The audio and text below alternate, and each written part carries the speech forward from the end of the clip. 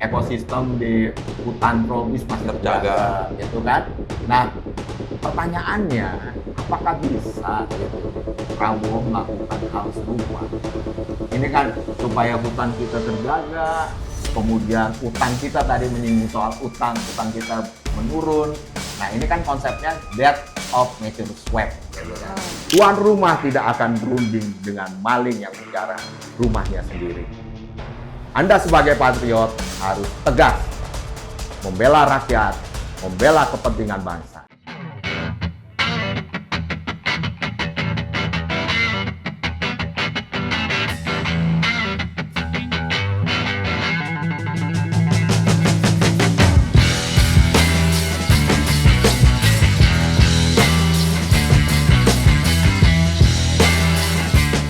Halo, salam sehat semua sahabat logika dimanapun berada. Kita jumpa lagi dalam acara Logika Bicara. Di awal tahun ini banyak PR-PR pemerintah yang belum terselesaikan. Karena di tahun 2025 cukup banyak sekali gitu. Tumpukan piring-piring kotor yang belum bersih di era pemerintahnya Pak Prabowo. Nah, satu di antaranya kita masih ingat di bulan Agustus akhir itu ada demonstrasi besar yang menimbulkan korban jiwa. Pengendara ojek online terlindas barakuda, rantis kendaraan Brimo. Itu. Nah, ketika itu mereka sedang memperjuangkan tuntutan-tuntutan diantaranya soal tunjangan DPR dan segala macam. Nah, kemudian belum habis di bulan Agustus, di bulan November ada peristiwa bencana ekologi di Sumatera. Itu di Sumatera Utara, Sumatera Aceh gitu kan, Sumatera Barat dan Sumatera Barat. Itu tidak tanggung-tanggung korban jiwa hingga 1.000 lebih. Kemungkinan besar juga akan banyak lagi karena itu ada tumpukan-tumpukan lumpur. Nah, Sobat Logika, di awal tahun ini kita akan bincang-bincang mengenai itu. Ya, satu soal demokrasi, kedua soal lingkungan hidup. Dan ini sudah ada narasumber kita yang berkompeten untuk membicarakan dalam konteks itu, lingkungan hidup dan juga demokrasi. Kita perkenalkan, ini Mbak Ade dari Serikat Hijau. Ya, Serikat Hijau ini jangan disalahartikan, tidak ada kaitannya dengan partai politik, ya, tidak ada kaitannya dengan P3 yang hijau juga. Ini hijau beneran ini. Hijau beneran. Hijau royo-royo. Ya. Nah, yang kedua nanti kita juga akan bicara soal politik. Ada narasumber kita, Bung Lukman Hakim. Dia Pak aktivis demokrasi, mantan aktivis Partai Rakyat Demokratik, dan juga bekas pengurus dari Partai Prima Jasa. Iya. Ya. Tapi saya bukan mantan. Bukan mantan PRD ya, masih PRD saya. Oh, masih PRD ya? PRD-nya Pekan Raya Depok atau Partai Rakyat Demokratik ini? Pekan Raya di Jakarta. Oh, di Jakarta. Siap. Oke. Nah, pertama kita akan membahas dulu lebih dalam lagi mengenai lingkungan hidup ya yang sangat memprihatinkan di Indonesia belakangan ini. Misal yang teranyar adalah bencana ekologi di Sumatera Barat, Sumatera Utara, dan Aceh. Begitu. Nah, kemudian disimpulkan bahwa ini efek dari deforestasi yang ugal-ugalan, luar biasa. Gitu. Nah, Mbak Ade, deforestasi itu kan bukan hal yang baru di Indonesia. Tidak terjadi di era reformasi aja. Dari tahun 1996 hingga tahun 2000 tercatat laju deforestasi itu 3,5 juta hektar lahan hutan gitu setiap tahunnya. Setiap tahunnya. Dan ini diperparah di era reformasi itu di eranya Presiden SBY. Kala itu Menteri Kehutanannya Zulkifli Hasan. Itu melepas 1,6 juta hektar lahan hutan. Nah, kita juga masih ingat dalam memori kita ya, bahwa Zulkifli Hasan juga pernah memberikan legitimasi untuk pelepasan. Dimarahin mah. kawasan Semua. hutan ini kan pelepasan kawasan hutan yang melibatkan bosnya Duta Palma Surya Darmadi Iya, iya, gitu. Terus berdampak ke Taman Nasional Tesonilo Tesonilo ya gitu. Nah, tapi kok ini kan pernah dikaitkan dengan KPK gitu kan si Julhas ini gitu. Tapi kok masih bercokol di kabinet nih? Nah, itu dia. Berat itu. Apa Dia ini jawabnya. apa Pak Prabowo juga ada kaitannya dengan persoalan deforestasi? Jadi bener langsung gater rambutnya. Jadi kan sama-sama udahlah simpen kartu truf aja gitu. Gitu ya. Nah, monggo. Sebenarnya kalau kita mau tarik agak jauh lagi, Iya. bahwa deforestasi itu sudah ada terjadi sejak zaman Soeharto. Soeharto ya betul. Ketika Undang-Undang PMA Heeh. yang pertama dikeluarkan 1967 Betul. yaitu Freeport gitu ya. Dan itu mengharuskan pembabatan hutan secara besar-besaran Wah. untuk konsesi ya. Heeh. Baik konsesi tambang maupun sawit. Nah, makanya kita sudah mulailah kehilangan hutan dan tutupan hutan kita dalam skala yang besar sejak saat itu. Ya, Kan? ya. Artinya cara-cara deforestasi atau membuka hutan ini dengan cara membakar, menebang, itu adalah cara-cara yang diwariskan oleh rezim Soeharto, kemudian rezim SBY ya, lantas juga kemudian Jokowi dan akhirnya juga dikekalkan secara abadi oleh Prabowo. Dengan pernyataan yang terakhir kan bahwa kita di Papua harus tanam secara masif sawit gitu loh. Iya. Gitu ya. Tapi kata Pak Prabowo kan tumbuhan itu, tumbuhan. Kenapa? Kata Pak Prabowo itu sawit itu tumbuhan. Ada pohonnya tuh. Iya, ada daunnya gitu. Ada daunnya, ada pohonnya tuh. Coba Jadi, dijelaskan ya. Ya, sawit itu kan secara kultur ya, secara kultur itu kan tidak cocok untuk wilayah pertanian Indonesia yang mana kultur tanah kita ini kan pertanian dan perkebunan, pohon-pohon yang keras untuk pohon perkebunan gitu ya. Nah, menindaklanjutin apa yang disampaikan Bung Bowo tentang bencana di Sumatera, itu kan kalau kita kita telanjangi faktanya bahwa Sumatera itu kan adalah terdiri lebih besar wilayah lahan gambut. Iya. Ya. Hutan tropis juga hutan ya. tropis, jadi tanahnya itu tidak cocok untuk ditanami sawit sebenarnya. Karena struktur tanahnya adalah gambut. Makanya ini sudah dilakukan oleh orang-orang Belanda dahulu. Mereka lebih banyak menanam tanaman-tanaman pertanian untuk wilayah Sumatera. Makanya kan daerah-daerah Sumatera Utara, Sumatera Selatan itu kan terkenal sekali dengan tanaman sayur. Betul. Ya kan? Betul. Kayak misalnya kita ke Sibolga, sayur, Tarutung, sayur, buah-buahan gitu kan. Hortikultura kan. Ini semuanya kan.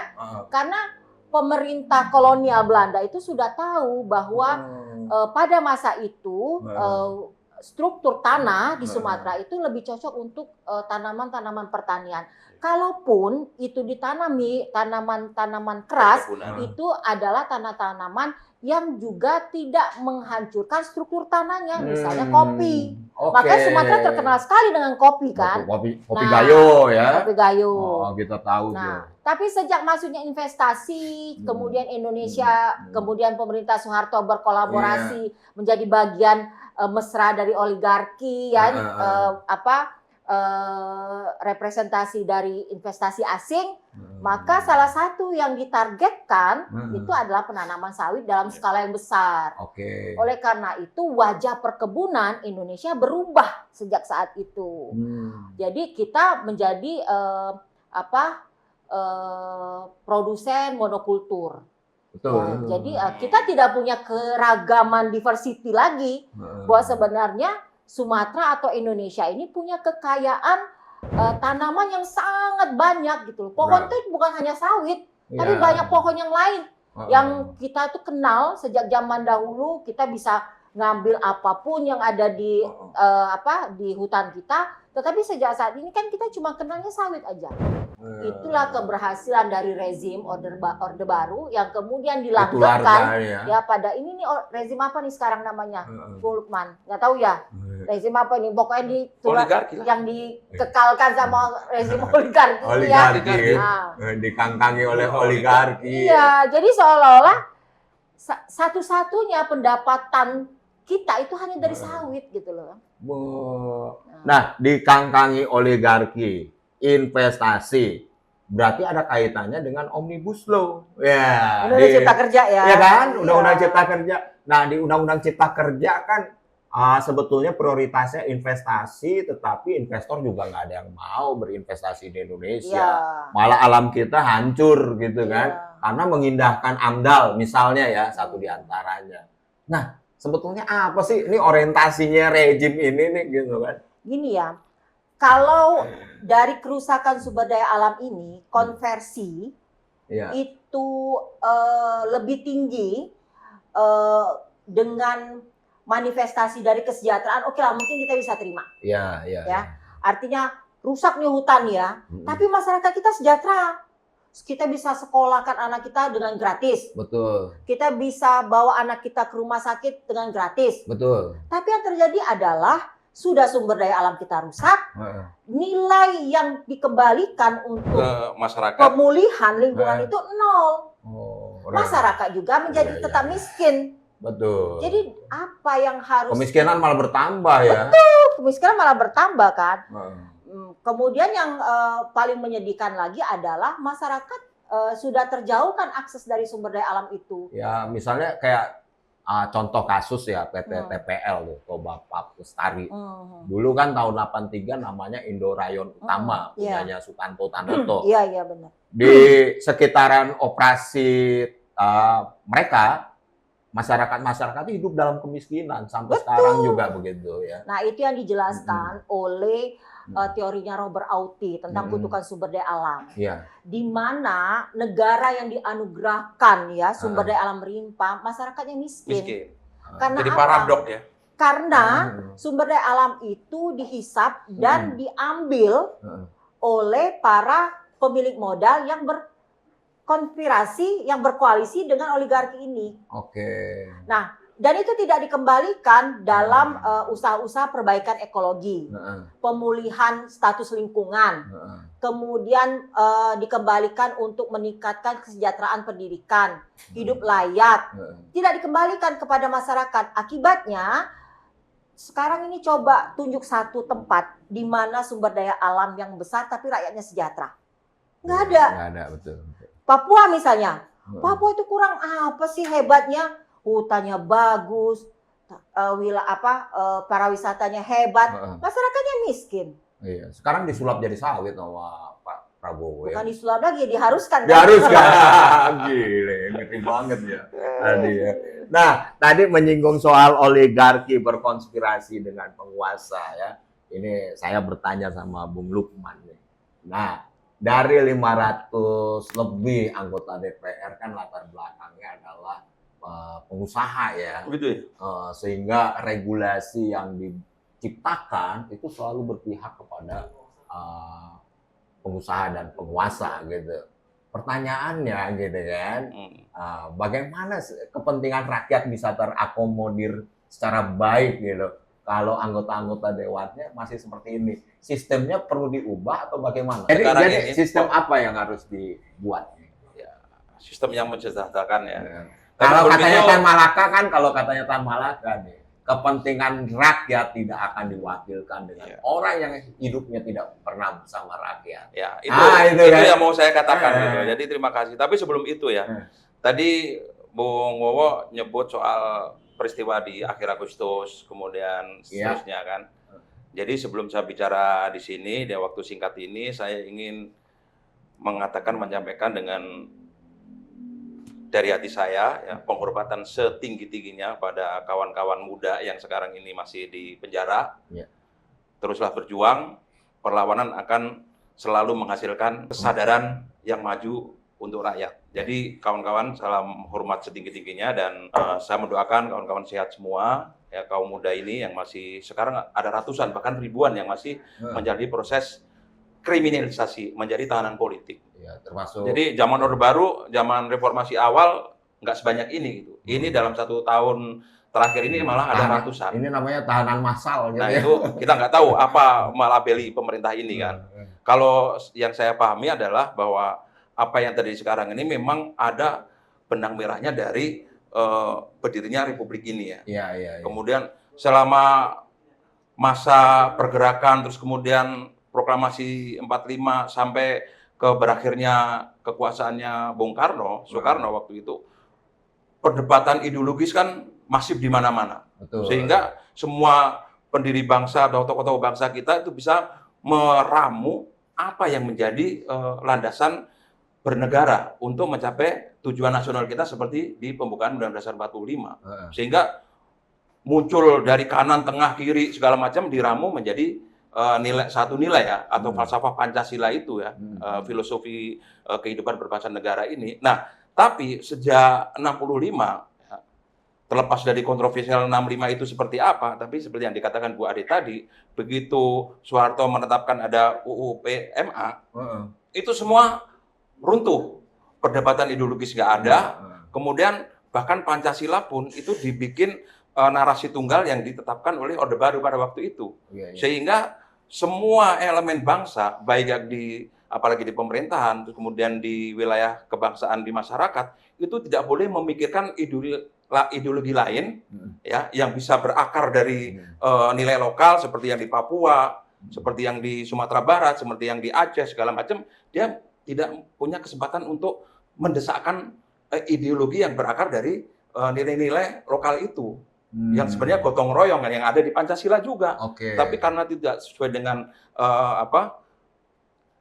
yang digariskan oleh penguasa pada waktu itu, diktator Orde Baru, ya udah semua putus. Nah, begitu reformasi, kaum gerakan tidak bisa mengambil secara penuh peran dalam perubahan itu, akhirnya menggelinding terus. Oligarki tetap hidup nih. Iya. Jadi kaki-kaki oligarki baik di daerah maupun di nasional itu terus menyesuaikan kondisi. Nah, mereka kan untuk menyelamatkan diri 100% nggak bisa. Maka mereka mempengaruhi proses perubahan di reformasi ini. Maka kalau kita nyambung dari soal ekologis tadi, bahwa deforestasi itu memang sejak zaman Orde Baru. Sampai siapapun presidennya selama reformasi ini, deforestasi tetap ada. Ya kan? Walaupun besar kecilnya mungkin bisa ini ya, tapi deforestasi itu selalu ada. Harusnya kalau reformasi itu bisa membawa perubahan yang signifikan, deforestasi dihentikan. Dihentikan. Bahkan yang ada itu harus dikembalikan pada masyarakat. Kalau kita ngomong soal Pancasila, keadilan sosial bagi seluruh rakyat Indonesia, itu harusnya redistribusi kekayaan alam tadi. Ya, seperti disampaikan Bu Ade tadi kan paradok. Prabowo juga bikin buku Paradok Indonesia, salah satu yang dibahas soal itu gitu. Kita kaya tapi miskin. Ya. Nah, solusinya apa sebenarnya? Redistribusi. Nah, kalau pemerintahan sekarang ini tidak mau dikatakan masih menimang-nimang oligarki dengan sistem yang neoliberal ini, beliau dengan sekarang ini kejadian di Aceh, harusnya dia terang-terangan kepada seluruh korporasi yang oligar ini, bukan hanya serakah nomik doang gitu. Seluruh oligar ini yang sudah menikmati, bukan hanya di Sumatera, tapi seluruh bumi Indonesia tuh bertahun-tahun menikmati keuntungan yang luar biasa. Mereka harus diwajibkan misalnya satu korporasi 10 triliun untuk recovery di bencana. Kan itu nggak ada. Ya kan? Nah, malah ngambil dari porsi-porsi yang lain. Ini redistribusi yang kalau menurut saya setengah hati. Kalau Prabowo bilang soal ini kita harus menciptakan rakyat, kemudian harus berpihak pada rakyat. Beliau bilang para koruptor. Nah, ini yang membuat saya agak sedih sebenarnya ya. Sedih dan marah. Beliau ngomong soal silakan kembalikan ke negara. Kalau nggak mau takut ketahuan, diam-diam. Itu bahasa itu nggak selayaknya keluar dari mulut Presiden Republik Indonesia. Kata Trump itu tidak presiden banget. Nah, nggak presiden banget itu. Nah, terus selanjutnya ya, saya mau bilang begini. Terkait dengan kenapa oligarki bisa bertahan dan makin kuat pada zaman sekarang ini. Karena konsolidasi oligar ini sejak awal reformasi, begitu mereka terpukul di 98, mereka konsolidasinya di seluruh lini. Bahkan sampai sekarang ini ya, di zaman sekarang ini, di zaman Presiden Pak Prabowo, yang namanya kooptasi elit dan kooptasi gerakan masif sekali. Sampai ke kampus-kampusnya. Kita bisa merasakan tuh. Operasi ya. Mau operasi apa? Tapi secara teori politik kan ada namanya kooptasi politik, kooptasi elit, kooptasi gerakan. Ya kan? Dari situ mengapa sekarang ini banyak sekali mantan-mantan aktivis atau yang dulunya keras yang ngomong soal anti oligarki segala macam, tapi pada saat sekarang bahasanya sama. Ya, tapi narasinya sama, bahasanya tetap bahasa revolusi, tapi dalam rangka untuk mendukung atau memoles kebijakan negara. Gitu. Itu wajar karena mereka ada di sisi itu. Tapi saya dan kawan-kawan yang masih berada dalam luar sistem ini, ya kami perannya masih seperti dulu. Kita mengingatkan, kita mengkritik keras kepada pemerintah ini, bukan kami itu nggak cinta Indonesia. Kalau mengkritik keras terhadap pemerintah kan bukan dari kelompok research group, tetapi dari legislatif juga. Tadi pertanyaan semua negara itu kan ada legislatif. Tadi kan pertanyaan saya belum dijawab itu. Nah, legislatif ini dari 500 lebih anggota DPR ini notabene-nya adalah pengusaha gitu kan. Itu yang gue sampaikan tadi, bahwa oligarki itu bermain di semua lini. Di eksekutif, di legislatif. Di legislatif mana?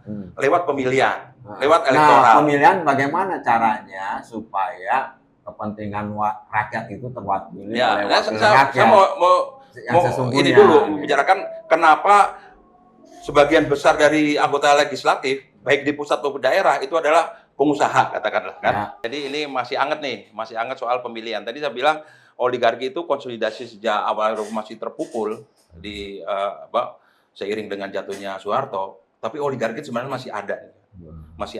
Konsolidasi ya. Konsolidasi itu lewat segala lini. Nah, apa yang dikatakan ahli hukum Imlen Sipile itu bahwa autokrat legalisme itu terjadi seperti itu. Jadi menggunakan konstitusi untuk konsolidasi mereka gitu. Jadi konsolidasi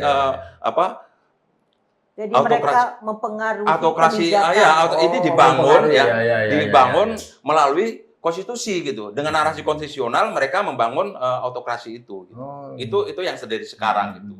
Kenapa lewat pemilu? Hal-hal ilegal yang dilegalkan melalui regulasi. Ya. Jadi sederhananya begitu. Kenapa sekarang oligarki? Kenapa oligarki? Emang yang di anggota dewan di DPRD atau DPR itu oligarki juga. Mereka gurita oligarki. Karena dengan karakter yang sama, mereka melakukan sistem kapitalistik yang kapitalistik bukan kapitalisme saja, kapitalistik. Yang dia investasi untuk akumulasi modal. Return to kapitalnya pasti jauh lebih besar dengan return to the people atau ke buruh. Termasuk juga tadi, kenapa korporat-korporat yang mengeruk sumber daya ekstraktif maupun perkebunan sawit segala segala macam itu kan prinsipnya mereka adalah return to kapitalnya besar-besaran, return to people-nya nggak ada, makanya nggak sejahtera. Betul. Tapi saya nggak begitu setuju, Bu Ade, ketika mereka oke lah ngurus sebanyak-banyaknya, tapi rakyat sejahtera. Sejahtera seperti apa tidak berkelanjutan kalau masa depannya rusak, karena lingkungannya rusak kan.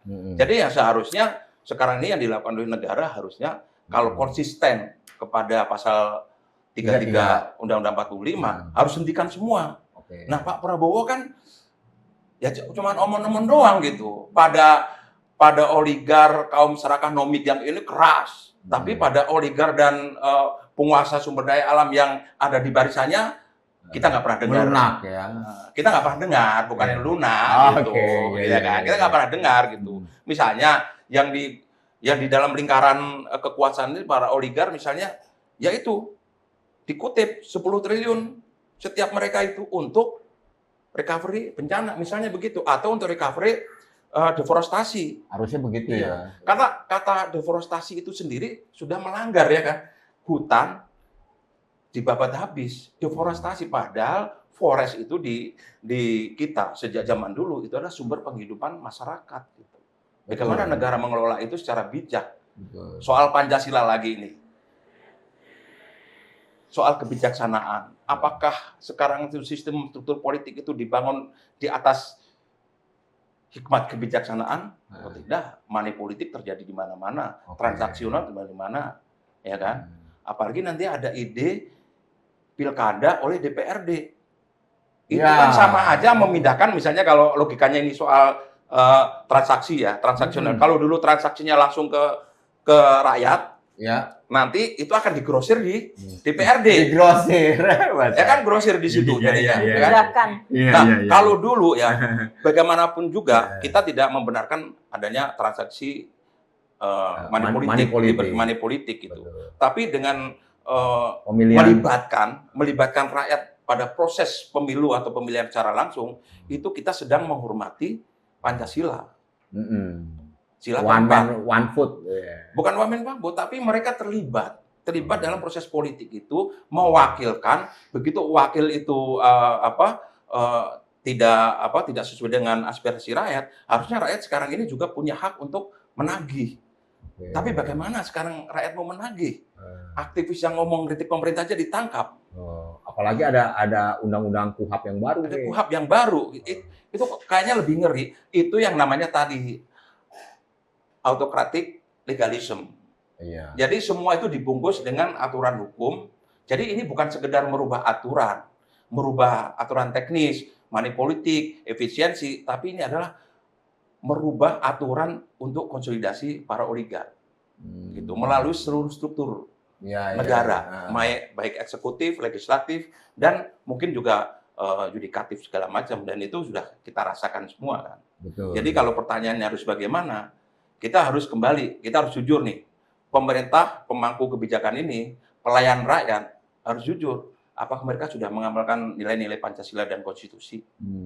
Soal persatuan Indonesia, bagaimana kita bersatu, orang yang mengkritik karena kecintaan kepada tanah air agar ini tidak menyeleweng APBN ditangkapin. Itu persatuan dari mana gitu kan? Keadilannya dari mana? Tapi Pak Prabowo mengatakan ya bahwa kritik itu adalah vitamin buat pemerintah. Tapi pada yang sama beliau mengeluh, saya dituduh akan menjadi diktator. Itu dilematis juga. Dilematis. Bersayap. Itulah. Jadi saya nggak mau jadi intelektual organik dari gerakan rakyat. Seperti teorinya Antonio Gramsci, bahwa saya tidak akan membela kekuasaan dengan bahasa revolusi, seperti yang dikatakan oleh banyak elemen-elemen demokratik yang dulu berjuang melawan Orde Baru, kemudian mengkritik negara ini adalah kepanjangan tangan dari sistem neoliberal. Sekarang ini ketika ada semacam kebijakan yang tidak sesuai dengan nilai-nilai konstitusi dan kebijakan, aku bahasanya sama, pakai kacamata Pancasila dan Undang-Undang Dasar 45, tapi perspektif dan ininya beda. Seperti tadi soal persatuan nasional. Kenapa? Kalau sekarang ini benar-benar mengamalkan Pancasila, aktivis yang mengkritik itu diselesaikan dengan cara-cara musyawarah mufakat, ya kan? Bukan keperadilan umum yang liberal, Pak. Bisa dipahami begini ya, karena kita bicara sebagai logika. Ya. Betul. Itu jadi kalau masyarakat ini, misalnya adik-adik mahasiswa di medsos, karena kecintaan pada negeri ini, kemudian melihat pejabatnya, anggota dewan atau ini hidup dengan kemewahan segala macam, terus kemudian mereka protes karena mereka tidak punya saluran, akhirnya di medsos. Di medsos yang mengkritisi, tapi ternyata didoxing, diintimidasi, dikriminalisasi, bahkan ditangkap. Itu bukan nilai-nilai Pancasila gitu. Justru alat-alat negara tidak mencerminkan pelaksanaan terhadap nilai-nilai Pancasila. Gitu. Bahkan kayak influencer gitu kan, kemarin kayak DJ Doni dan teman-temannya gitu, sering melakukan kritik, malah dilempar bangkai ayam gitu kan. Nah, Pak, itu redaksi Tempo dilempar kepala babi gitu. Itu polisi nggak menuntaskan itu. Terlepas dari siapapun yang melakukan, tapi tindakan-tindakan semacam itu kan tidak Pancasilais. Iya, tidak Pancasilais. Karena ada yang bilang begini, itu kan kelompok mereka sendiri untuk framing. Kita tidak masuk ke sana gitu. Bahwa semua itu siapapun yang mau melakukan itu tidak Pancasilais. Harusnya tetap negara yang harus hadir. Menyatukan setiap elemen bangsa ini dalam musyawarah mufakat.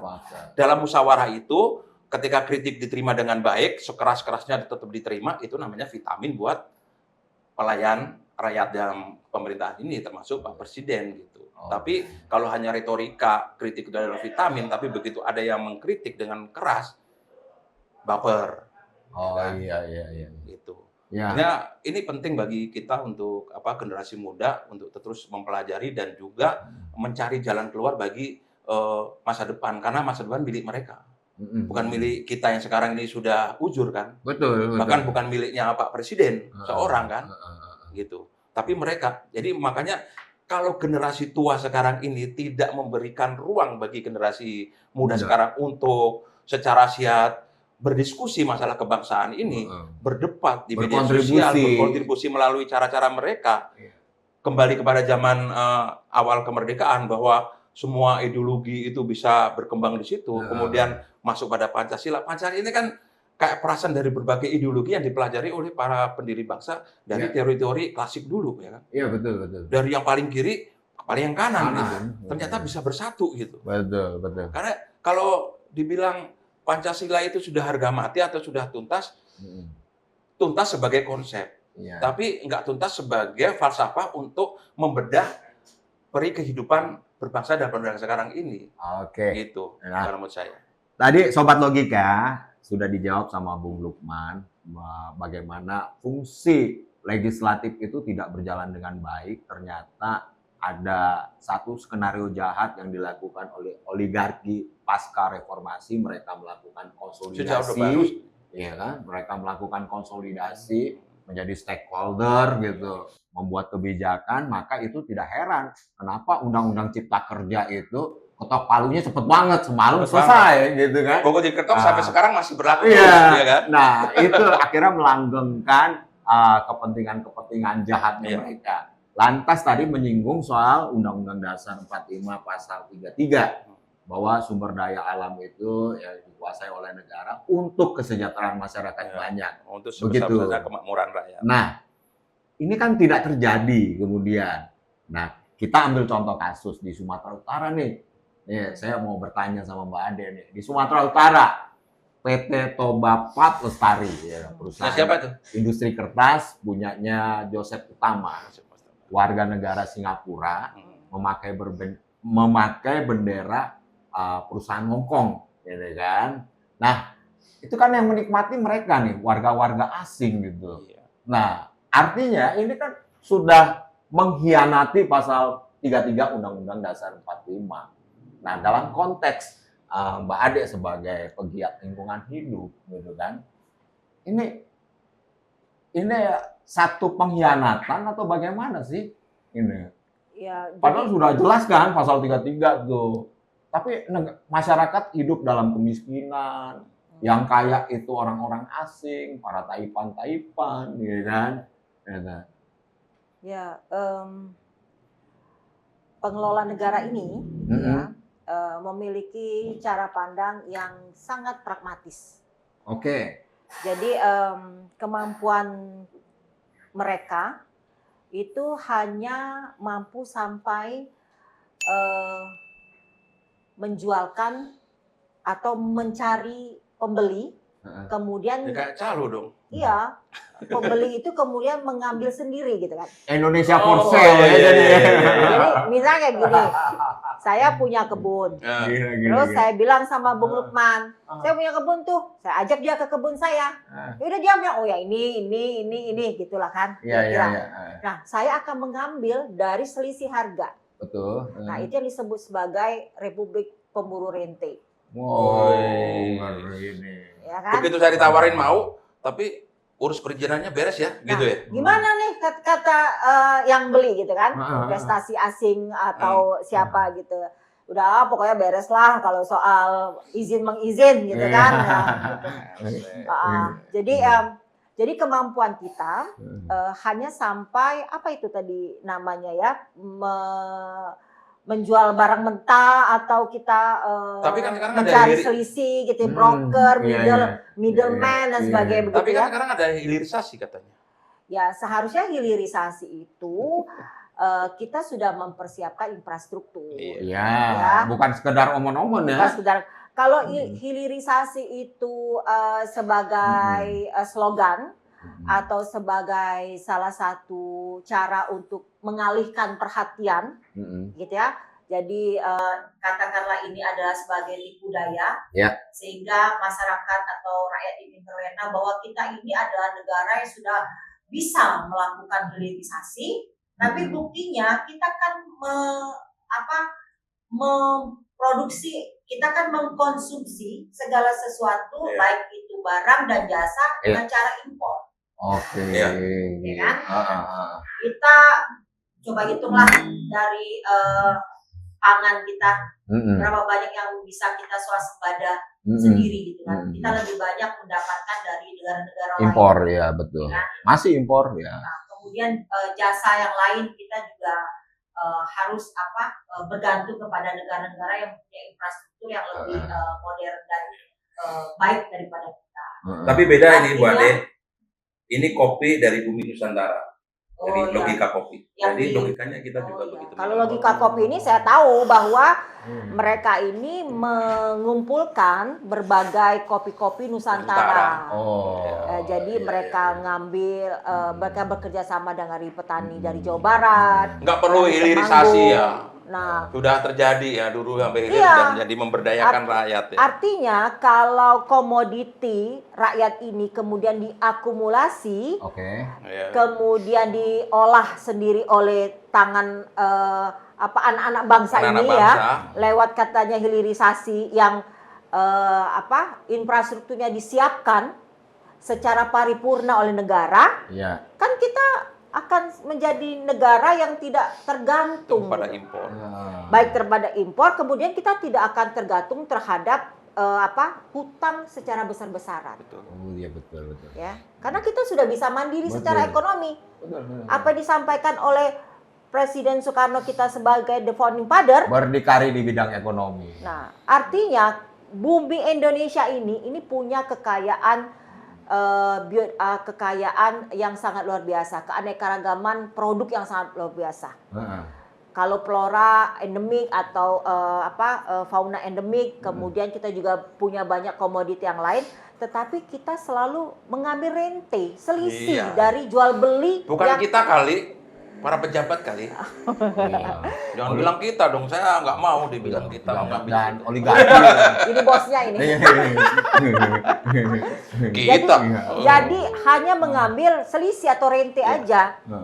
Oleh karena itu kita tidak punya kemampuan ketika ada ekspansi, ekspansi dari investasi dalam skala besar gitu ya. Kita seolah-olah masih ingat kata mantan presiden sebelum presiden yang ini ya, Siapa? Pak Prabowo ini yang namanya Pak Jokowi.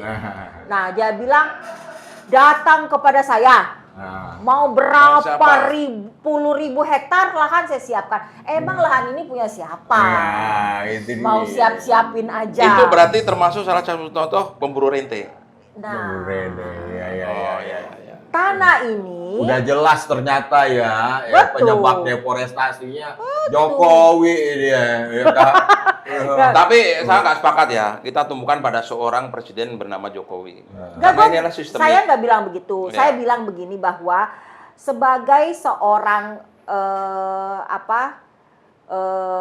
yang diberi mandat, pemimpin negara, yang diberi mandat oleh rakyat, ya kan orang-orang yang dipilih melalui pemilihan umum itu adalah orang-orang yang dipilih secara mandatori, untuk mengelola negara ini kan.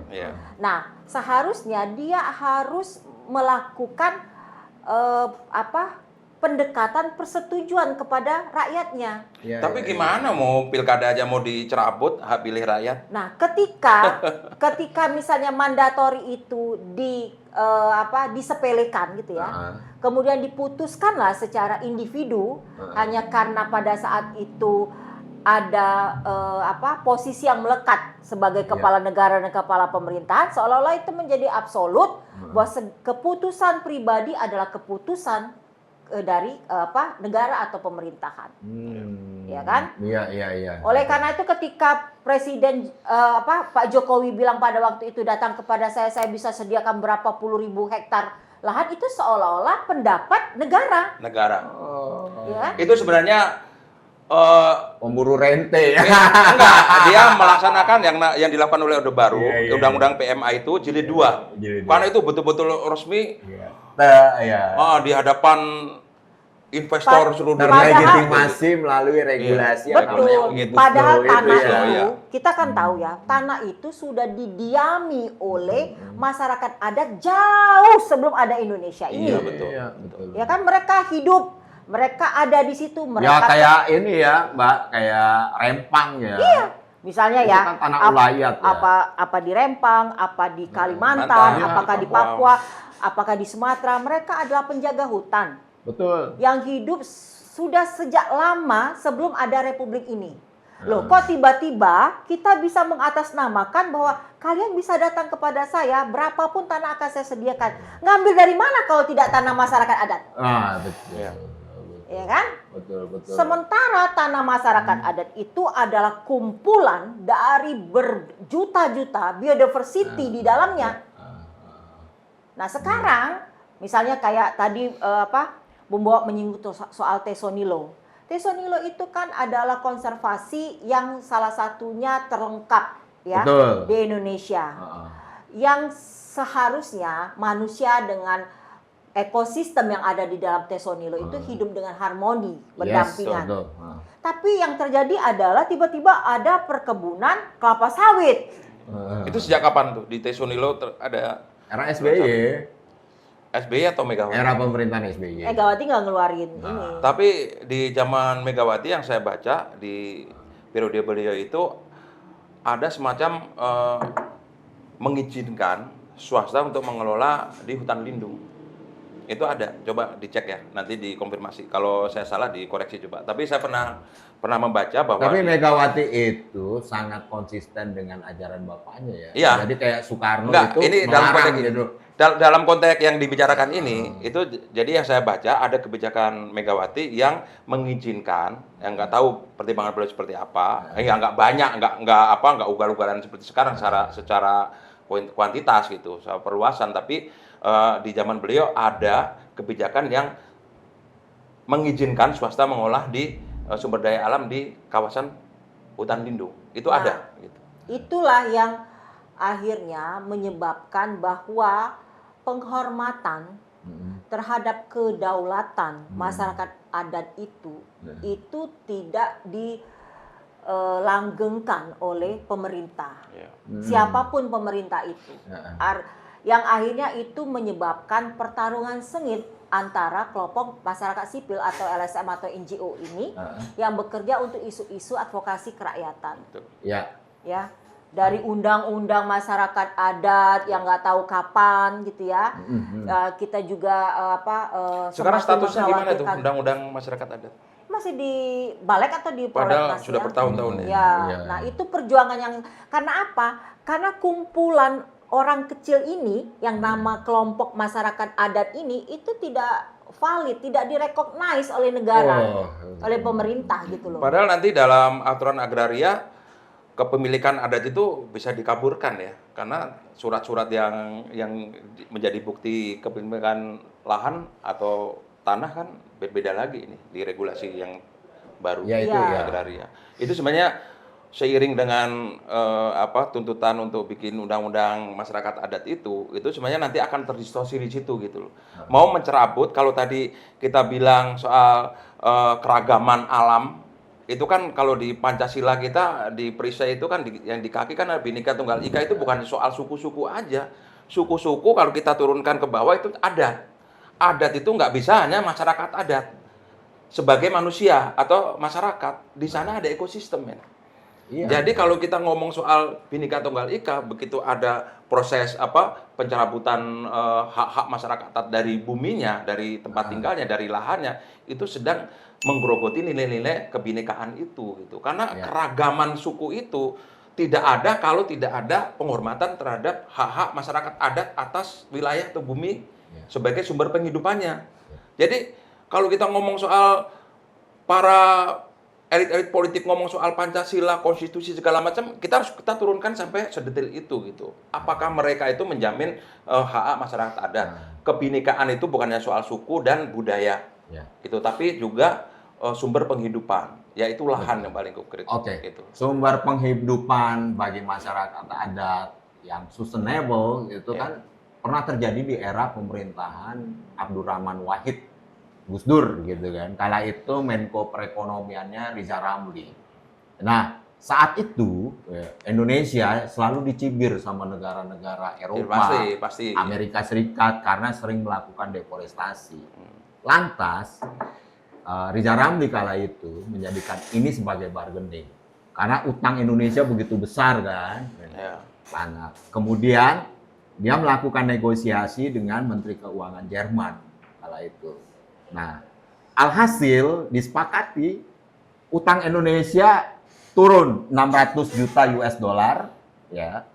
Imbal baliknya Indonesia menyediakan 300.000 hektar lahan hutan di Kalimantan untuk dikonservasi. Konservasi, bukan Sehingga masyarakat adat eksistensinya masih terjaga. itu cerdas namanya. Ekosistem di hutan tropis masih terjaga gitu kan. Nah, pertanyaannya apakah bisa gitu Prabowo melakukan hal serupa? Ini kan supaya hutan kita terjaga, kemudian utang kita tadi menyinggung soal utang kita menurun. Nah, ini kan konsepnya debt of nature swap gitu kan. Tukar hutang dengan hutang gitu. Nah, sekarang gini. Sekarang ini pertanyaannya untuk ini. Oh iya. Bung Lukman santai ya kan. Demokrasi ya dia. Iya.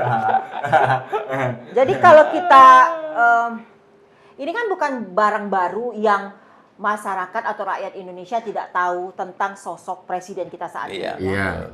Dia mengidentifikasi dirinya sebagai seorang patriotik dan nasionalis. Yes.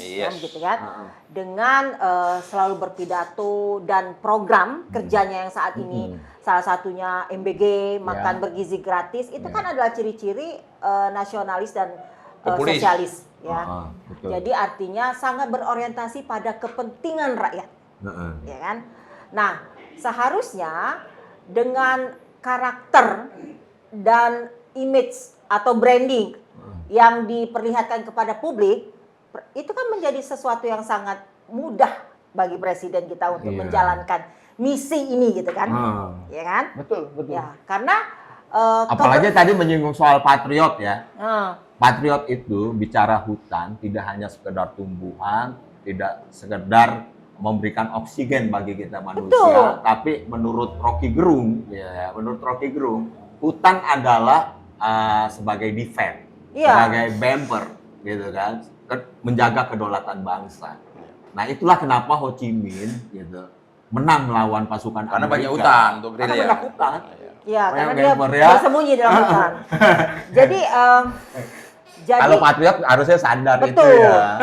Jadi ketika kan jadi gini, kita asumsikan ya bahwa karena bukan kita ya, jadi presiden kita ini berasumsi diri dia, presiden saya sebelum ini kan sangat pro liberal, ya, pro kapitalisme. Jadi ekonomi kita adalah ekonomi kapitalisme. Inilah saatnya saya merubah tatanan ekonomi ini lebih pada tatanan ekonomi kerakyatan. Oleh karena itu salah satu programnya kan adalah Koperasi Desa Merah Putih. Ya kan? Ya, itu sudah menjelaskan struktur ekonomi, ada struktur ekonomi kerakyatan. Iya. Betulkah? Nah, gitu kan? Ya, pertanyaan betulkah tidaknya itu nggak bisa. Tapi kan kita melihat dari tipologi kepemimpinannya pada saat ini. Nah, oleh karena itu ini saat yang paling tepat untuk Presiden Prabowo untuk mempertontonkan keberpihakannya pada rakyat. Salah satunya adalah dengan memulihkan seluruh ruang hidup rakyat yang selama ini rakyat itu tergantung pada sektor atau sektor sumber daya atau hutan atau sungai atau laut yang dia pulihkan sehingga apa yang disampaikan oleh Bung Bowo tentang sustainability atau keberlanjutan itu dapat tercapai di era presiden kita ini. Nah, oleh karena itu dia perintahkan kan sangat mudah sekali. Misalnya bekerja sama dengan berbagai negara. Kalian bisa simpan di sini karbon kalian di hutan-hutan kita. Ya, seperti kami, betul. Bukankah duit karbon sudah kami triliunan yang rupiah. dilakukan Kami Rizal Ramli, berjanji, ya. kami berjanji tidak akan menebang pohon, ya. Kami berjanji akan. Tapi kan inisiatif itu akhirnya keluar dari teman-teman masyarakat sipil. Wakaf hutan, Iya. membeli hutan, ya kan? Iya. Donasi hutan, Betul. membeli menanam pohon kembali dengan Iya. jutaan. Iya, iya. Seharusnya kan itu tidak dilakukan oleh kelompok masyarakat sipil karena kelompok masyarakat sipil ini kan punya keterbatasan. Betul. Tapi negara tidak punya keterbatasan. Dia punya sumber daya, dia punya regulasi dan dia punya modal. Yang Giliran semua masyarakat sipil mau berkontribusi malah dikriminalisasi. Itu kan ditangkap yang aktivis lingkungan. Iya, kita donasi ya. Iya. Oh, kita donasi kita beli hutan. Ironis ya. Nah, nanti dicek lagi ini donasi dari mana, di audit. Aduh, gila. Saya Itulah. mau menjawab pertanyaan itu, Bung Bowo. Apakah Pak Prabowo bisa? Nah, Saya meminjam kata beliau seharusnya. seharusnya. Tapi kata seharusnya itu selalu bungkusnya adalah kelanjutannya adalah tapi. Tapi yang dari sini saya ingin memberi catatan. Bukan kita menolak program kerakyatan yang populis itu. Tapi bagaimana program kerakyatan itu jangan hanya sebagai jargon saja. Ya, ya. Dia harus nir kepentingan politik. Gitu. Nir kepentingan politik itu mau koperasi desa Merah Putih, mau MBG, mau sekolah rakyat, itu harus dikelola secara transparan. Ya. Banyak pihak di luar lingkaran kekuasaan itu yang bisa terlibat. Itu baru bisa menjamin program kerakyatan yang sekarang ini, yang populis itu bisa betul-betul bisa sampai ke tujuan. Tapi banyak catatan sekarang ini, ya, keterlibatan lingkaran kekuasaan itu sangat dominan dalam 3 program itu. Nah, soal sekolah rakyat nih, sekolah rakyat ini kan sistemnya boarding school. Ya, ya, ya. Kalau boarding school, rakyat miskin yang ekstrim, kemiskinan Marginal. ekstrim ya, yang ekstrim itu, kemudian di boarding school, dia tidak punya apa-apa, tiba-tiba dia bisa akses semua fasilitas modern di sekolah rakyat itu. Itu kalau menurut saya itu tidak bisa membentuk satu pemahaman kerelaan dan pemahaman yang utuh terhadap perubahan budaya dan etika moral yang bisa tumbuh bersama keluarganya setiap hari gitu. Itu akan sangat berbeda gitu. Karena konsep boarding school itu pasti nilai-nilai itu diajarkan dari luar ke lingkungan sekolah itu. Dia tidak berinteraksi kepada anak-anak kecil seumuran dia di kampungnya, dia tidak berinteraksi setiap hari pada orang tuanya, yang setiap pulang misalnya dia bisa bercerita tentang nilai-nilai kebangsaan yang luhur, tentang etika moral bermasyarakat gitu kan. Kan beda. Ya kan? Itu sebenarnya juga sudah tidak tepat gitu. Sama aja dulu itu kita kalau diajarin di pelajaran itu, di ujian itu kan ada pilihan hubungan antara dua pernyataan. Ya kan? Kalau keduanya benar dan ada berhubungan, pilih A, ya kan? Kalau semua benar tapi nggak ada hubungannya, pilih B. Itu secara logika sebenarnya itu memberi pelajaran pada kita. Misalnya sekarang ini, paling contoh, Pak Prabowo bilang sawit itu pohon, hutan itu isinya pohon. Benar nggak? Benar semua pernyataannya, tapi nggak ada hubungannya. Nah, nggak ada hubungannya ini menjadi polemik. Kenapa? Karena deforestasi itu menghilangkan keragaman hayati tadi, menghilangkan kehidupan masyarakat adat. Betul. Itu nilai yang kita bisa ambil dari nilai sekolah itu. Dua pernyataan tapi nggak ada hubungannya itu. Jadi jangan sampai kita ini sebagai masyarakat, generasi muda yang cerdas-cerdas ini terkooptasi pada pernyataan retorika dari pemimpin kita gitu. Termasuk program kerakyatan. Kita tilik lagi, ngomong begini-begini tapi Omnibus Law masih jalan. Ya kan? Iya. Ngomong soal Undang-undang Minerba masih jalan. Minerba masih jalan. Itu artinya kita tidak curiga, tapi kita memberi catatan, awas, jangan sampai program kerakyatan itu terbukti menjadi bungkus kepentingan oligar. Ya, ya, Kan begitu kita nilai kritis, bukan kita benci sama negara ini, justru saya paling cinta gitu. Ya, ya. Menurut saya, gitu. Saya tambah sedikit, ini soal bagaimana presiden sebagai simbol pemerintahan dan kepala negara ini memastikan bahwa kebutuhan dasar rakyatnya itu terjamin. Ya. Itu bisa terlihat bagaimana cara negara memastikan sumber-sumber penghidupan itu dilindungi. Oke, iya. Ya. Misalnya kita lihat sekarang bahwa contoh yang paling dekat itu adalah pembukaan food estate Oh, iya. Nah, di Maroke ya. Pembukaan food estate ini itu menurut kacamata industri modern ya, itu akan menyediakan sumber pangan dalam skala yang besar. Ya, tapi sebenarnya pangan itu buat siapa? Ya. Iya. Kalau masyarakat orang Papua itu, ini pengalaman saya selama hampir 4 tahun tinggal bersama mereka. Kalau mereka lapar, mereka tinggal ke hutan, ambil sagu, ambil sayur, ambil pohon apa. berburu ya. Yang namanya lobster sebesar ini itu tinggal ambil pakai tangan aja, wo. Wah. Saking mudahnya ya. Nah, terus ketika pembukaan food estate dalam skala besar itu sebenarnya buat siapa? Apakah itu buat kepentingan negara lain? Nah, sementara sudah ada ekosistem yang hidup yang akhirnya kita hancurkan untuk food estate itu. Nah, itu kan tidak. Jadi presiden harus sensitif Harus gitu ya. peka ya. Harus sensi ya, itu harus merasakan bahwa sekarang kebutuhan ini untuk pasar apa Atau untuk untuk rakyat. rakyat. Iya. Gitu loh.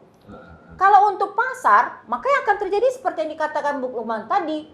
Hutan akan ditebang besar-besaran. Deforestasi Deforestasi itu kepastian. Jadi kan sudah dikirimkan ribuan alat berat Iya, 2 juta. dari Eskavator, siapa? ya? Pak Haji Sam. Eskavator. Haji Iya. Sam.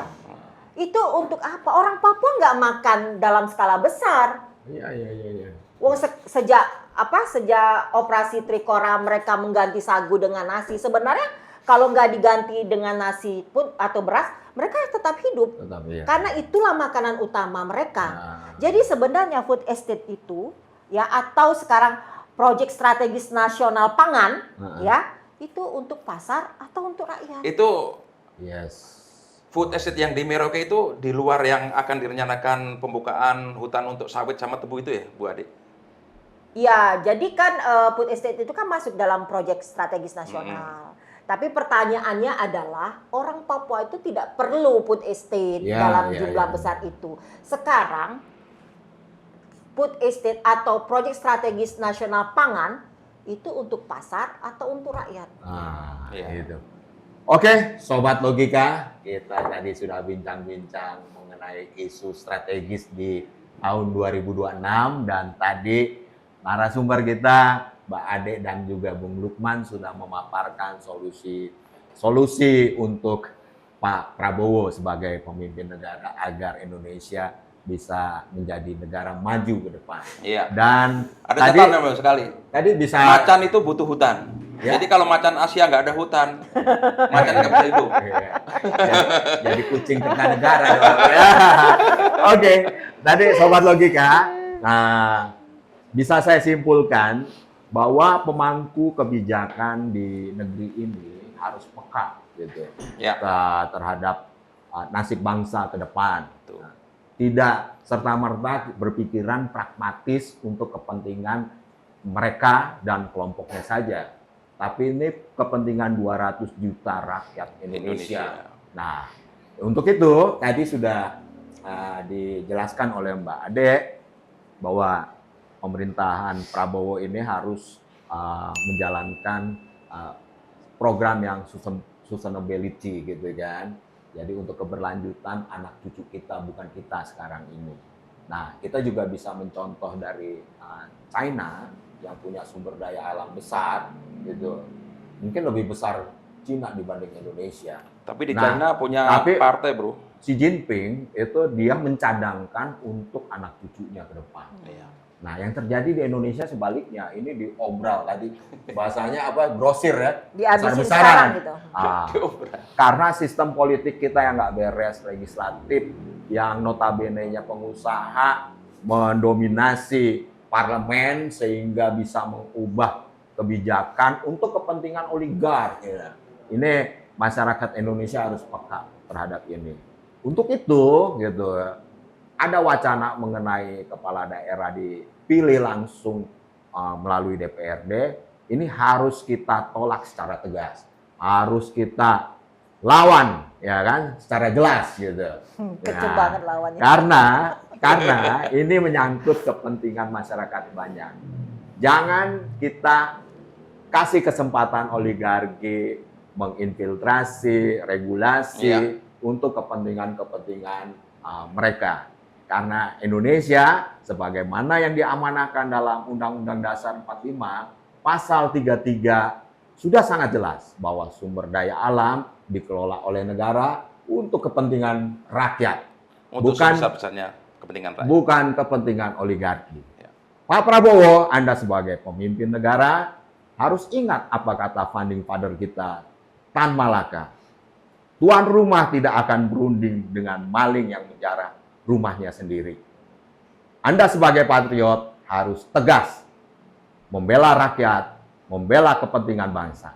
Salam sehat, Sobat Logika. Kita ngopi dan jumpa kembali dalam acara Ngopi, Ngobrol Perkembangan Indonesia.